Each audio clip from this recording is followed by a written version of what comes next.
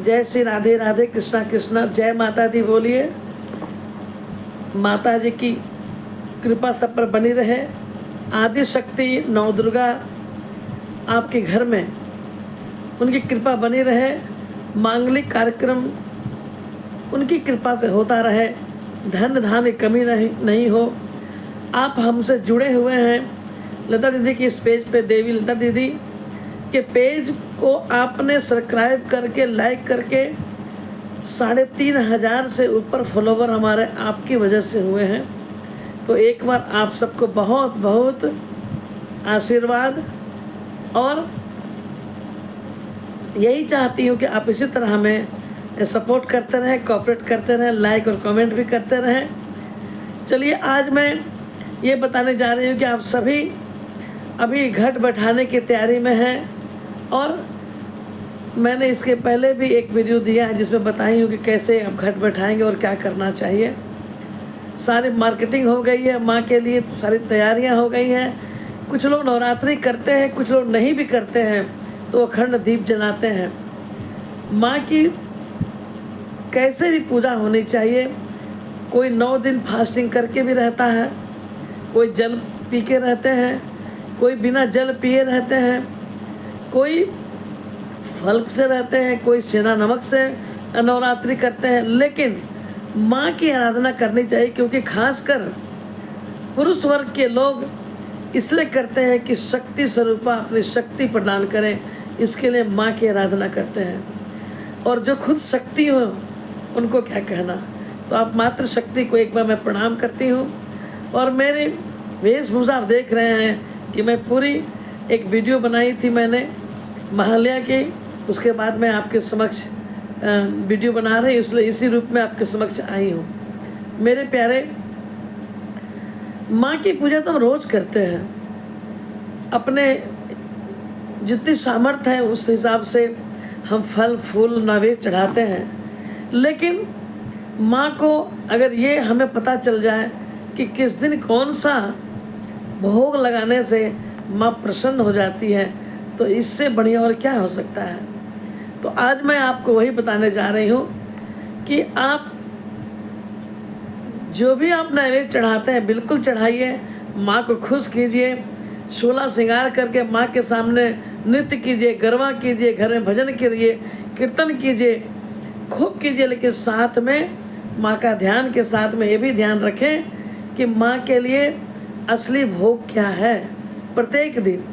तो मैं पहले बताती हूँ कि सबसे प्रथम दिन माँ शैलपुत्री, माँ शैलपुत्री, इनकी जो पूजा आराधना करता है वो शारीरिक रोग से, जो जिसको कष्ट है वो रोग से उसे मुक्ति मिलती है माँ शैलपुत्री की आराधना और पूजा करने से।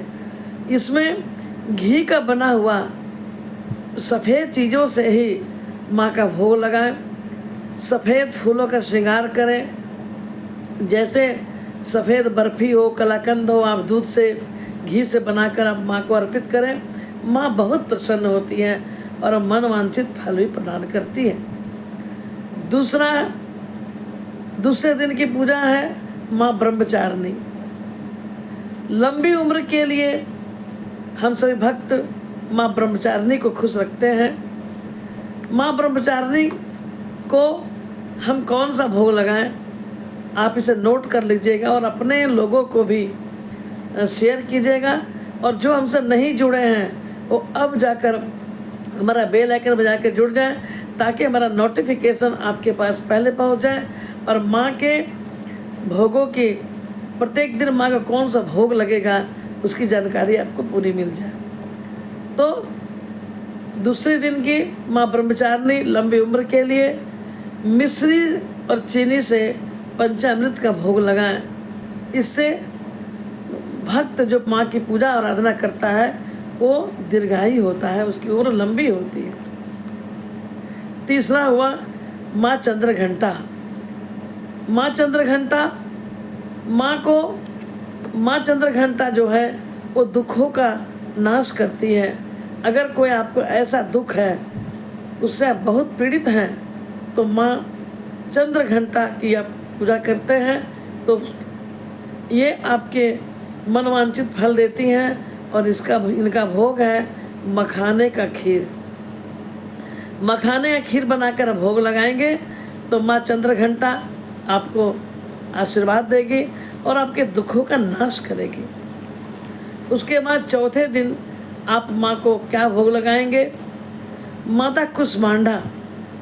माता कुष्मांडा को हम मालपुए का भोग लगाते हैं। माता कुष्मांडा को मालपुए का भोग लगाना चाहिए, क्योंकि अगर आपके घर में कोई ऐसे बच्चे हैं जिनका दिमाग बहुत सुस्त है, बुद्धि ज़्यादा तेज नहीं है, पढ़ाई में मन नहीं लगता, तो तेज बुद्धि के लिए माँ कुष्मांडा को आप खुश कीजिए और उनका आशीर्वाद लीजिए और भोग में मालपुआ चढ़ाइए। माता आपको आशीर्वाद देगी। जय माता दी। 5वां दिन है माता स्कंद माता। इसमें माँ को केले का भोग लगाएं और फूल चढ़ाएं, पीले फूल।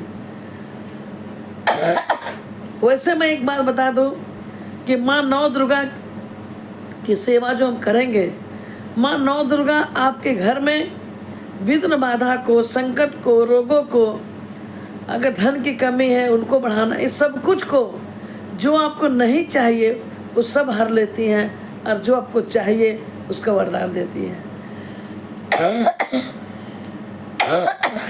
मैं बता रही थी स्कंद माता 5वें दिन, तो स्कंद माता को आप केले का भोग लगाएं और पीले फूल चढ़ाएं। माता कात्यायनी तो गोपियों को भी वरदान दी थी सबको कृष्ण मिल जाए, तो बहुत ही दयालु है माँ कात्यायनी।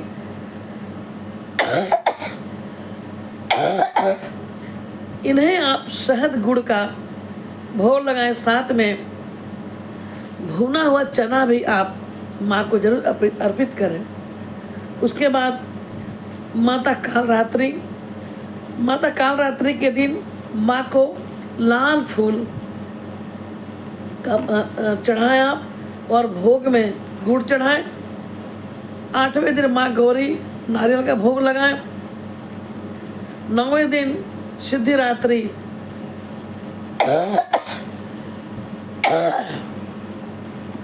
माता को नारियल का भोग लगाते ही हैं।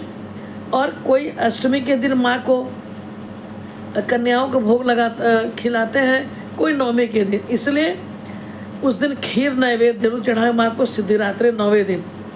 इस प्रकार 9 दिन की सेवा करें। छोटी कन्याओं को बुलाकर आप अपने घर में भोजन प्रसाद कराएं 9वें दिन। 10वें दिन आप हवन करें। हवन करने के बाद, विसर्जन के बाद ही आपका पूरा व्रत खत्म होता है। माफी चाहती हूँ, थोड़ी मौसम बदल रही है मेरे प्यारे। इस तरह आप 9 दुर्गा के भोग का मैं बताइए आपको, आप इसे अपनों में शेयर करें ताकि सबको जानकारी मिले। जय माता दी। राधे राधे।